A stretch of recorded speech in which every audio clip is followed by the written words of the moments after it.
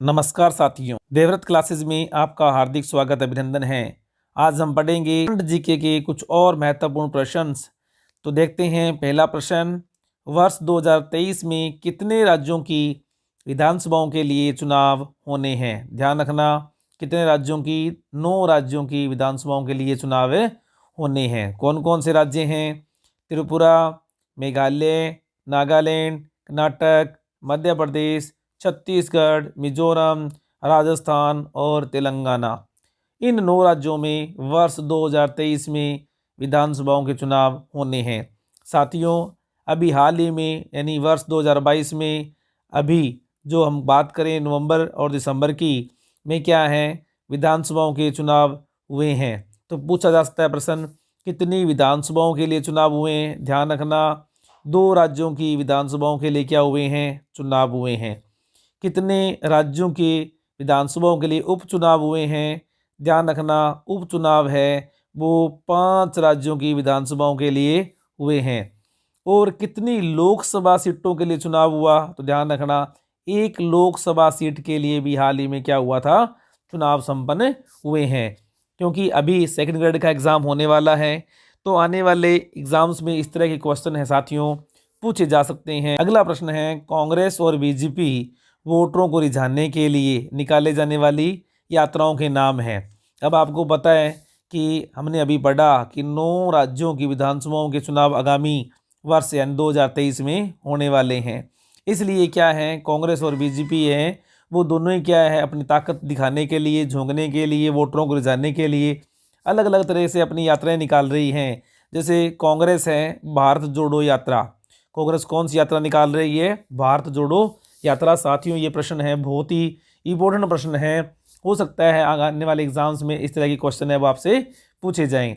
इसी प्रकार से बीजेपी है वो कौन सी यात्रा निकाल रही है, जन आक्रोश यात्रा। बहुत ही महत्वपूर्ण प्रश्न है साथियों। वीडियो को लाइक कर दें, शेयर कर दें, और चैनल पर फर्स्ट टाइम है तो चैनल को सब्सक्राइब कर दें। बढ़ते हैं अगले प्रश्न की ओर। अगला प्रश्न है, विदेशी मामलों से संबंधित संसदीय समिति के अध्यक्ष कौन है। ध्यान रखना, विदेशी मामलों से संबंधित संसदीय समिति के अध्यक्ष कौन है, सांसद पीपी चौधरी। कौन है, सांसद पीपी चौधरी। तवांग क्षेत्र अरुणाचल प्रदेश में भारत और चीन की सेनाओं के बीच में झड़प हुई, और उससे पहले एक समिति, कौन सी, विदेशी मामलों की समिति ने क्या है, एक सुझाव दिया था।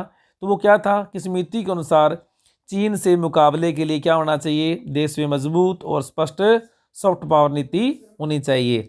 अगर स्पष्ट सॉफ्ट पावर नीति होगी तो चीन से क्या होगा, आसानी से निपटा जा सकता है।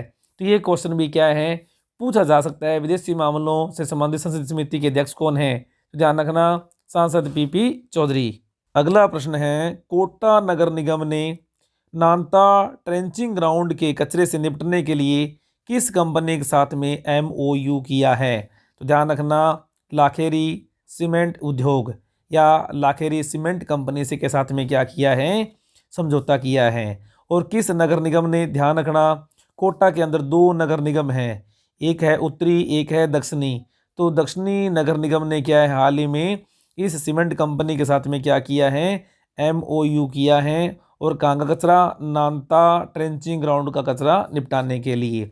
साथियों, आपको पहले भी पता है, कोटा नगर निगम उत्तरी भाग वाले ने क्या किया था कि कचरा बीनने वाले जो थे उनके साथ में क्या है कि रोजगार देने के लिए समझौता किया था कि कचरे का प्रोसेसिंग करेंगे, और प्रोसेसिंग करने के बाद में कचरे का निपटारा किया जाएगा। उसी दिशा में एक कदम बढ़ाते हुए दक्षिणी कोटा नगर निगम लाखेरी सीमेंट कंपनी के साथ में MOU किया है कि कचरे को क्या करेगी, वो अपने वहाँ पर सीमेंट निर्माण उद्योग में क्या है, ये कोयले की जगह काम में लेगी। कहाँ पर काम में लेगी, ये कोयले की जगह ये अपने काम में लेगी। तो ध्यान रखना, किस कंपनी के साथ में समझौता किया है, लाखेरी सीमेंट उद्योग। ऐसा क्वेश्चन भी आ सकता है, किस नगर निगम ने ट्रेंचिंग ग्राउंड के कचरे से निपटने के लिए लाखेरी सीमेंट कंपनी के साथ समझौता किया है। तो ध्यान रखना, किसने, कोटा नगर निगम ने। तो साथियों, ये थे आज के महत्वपूर्ण प्रश्न। वीडियो को लाइक कर दें, शेयर कर दें, और चैनल पर फर्स्ट टाइम है चैनल को सब्सक्राइब कर दें। Thank you.